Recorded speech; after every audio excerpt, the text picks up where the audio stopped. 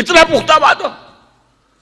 لَيَسْتَخْلِفَنَّهُمْ فِي الْأَرْضِ وَلَيُمَكِّنَنَّ لَهُمْ دِينَهُمْ وَلَيُبَدِّلَنَّهُم مِّن بَعْدِ خَوْفِهِمْ أَمْنًا.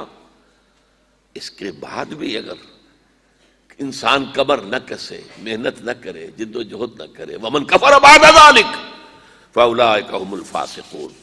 یہ ہے وہ نوید جو اقبال نے دی ہے، وہ جو توحید کی تکمیل ہوگی اس کائنات کے اندر. کب ہوگی؟ شب گریزاں ہوگی آخر جلوہ خورشید سے، یہ چمن معمور ہوگا نغمہ توحید سے. اب اسی موضوع پر ایک اور حدیث سن لیجیے. یہ بھی رواہ احمد فی المسند بسند صحیح عن المقداد ابن اسود رضی اللہ تعالی عنہ.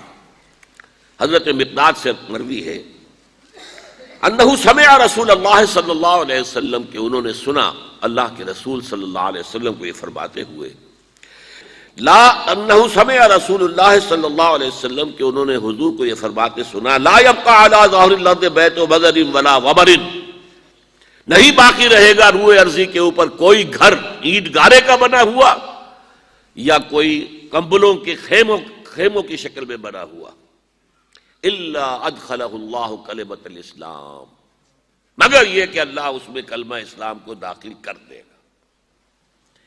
لیکن یہ گھر میں یعنی اب یہاں پر نومیڈک ٹرائبز کا ذکر بھی ہو گیا جن کے کہ خیمے ہوتے ہیں اور سیٹل سویلائزیشن جو کہ گھر بنتے ہیں، ہمارے شہر آباد ہوتے ہیں. لیکن دو شکلوں میں سے ایک شکل ہوگی، اما کلمۃ الاسلام بعز عزیز وذل ذلیل، یا تو کسی صاحب عزت کے اعزاز کے ساتھ اور یا کسی کمزور کے مغلوب ہو جانے کے باعث.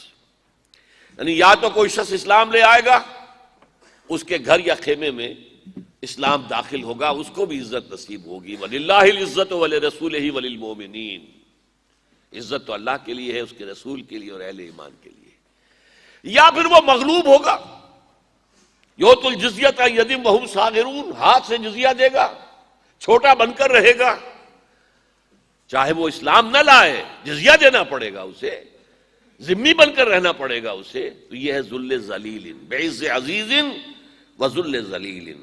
اما یعزهم اللہ فیجعلهم من اہلها، تو یا تو اللہ ان کا اعزاز فرمائے گا، انہیں کلمہ اسلام والے لوگوں میں سے بنا دے گا، اور یذلہم فیدینون لها، اور یا پھر ان کو ذلیل کر دے گا، اسے انہیں اطاعت قبول کرنی پڑے گی اسلام کی.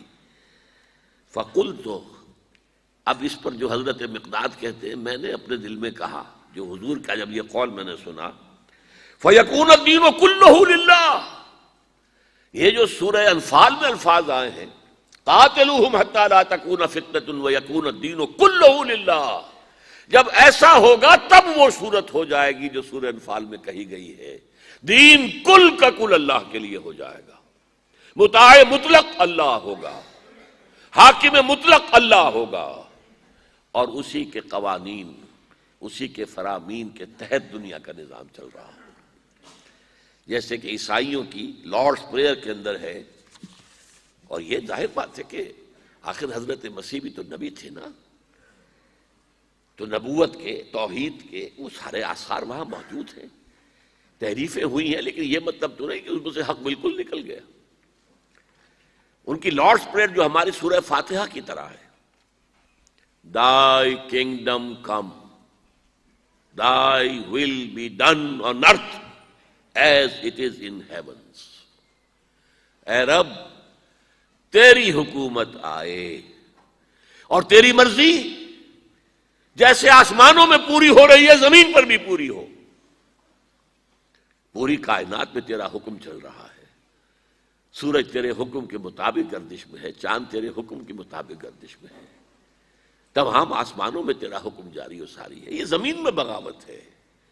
ظہر الفساد فی البر والبحر، زمین میں بر و بحر میں فساد ہے، بغاوت ہے، سرکشی ہے. اے رب تیری حکومت زمین پر بھی آ جائے. Thy kingdom come, Thy will be done on earth as it is in heavens.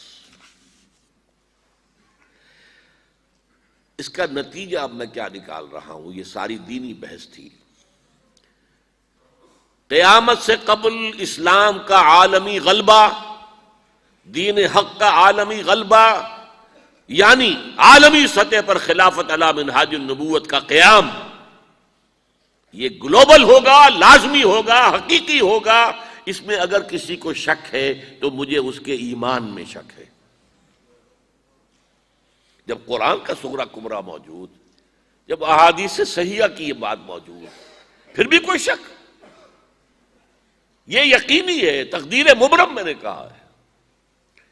Iqbal نے یہ لفظ استعمال کیا تھا جب لیگ آف نیشنز جو ہے ڈگمگا رہی تھی، خاتمے کے قریب تھی، مرنے والی تھی، بیچاری کئی روز سے دم توڑ رہی ہے، ڈر ہے خبر بد نہ میرے منہ سے نکل جائے، تقدیر تو مبرم نظر آتی ہے ولیکن پیران کلیسا کی دعا ہے کہ یہ ٹل جائے۔ پیران کلیسا جو ہے ویسٹ کے لوگ، وہ چاہتے کسی طرح یہ قائم رہ جائے ادارہ، لیکن مجھے تو تقدیر مبرم نظر آ رہی ہے کہ یہ مرے گی، اور مر گئی۔ بیچاری کئی روز سے دم توڑ رہی ہے، ڈر ہے خبر بد نہ میرے منہ سے نکل جائے، تقدیر تو مبرم نظر آتی ہے ولیکن پیران کلیسا کی دعا ہے کہ یہ ٹل جائے۔ تو پہلی بات میری ختم ہوئی، عالمی نظام خلافت دنیا کی تقدیر مبرم ہے، ہو کر رہے گی، اس میں کسی صاحب ایمان کو کوئی شک، کوئی شبہ، کوئی ریب نہیں ہونا چاہیے۔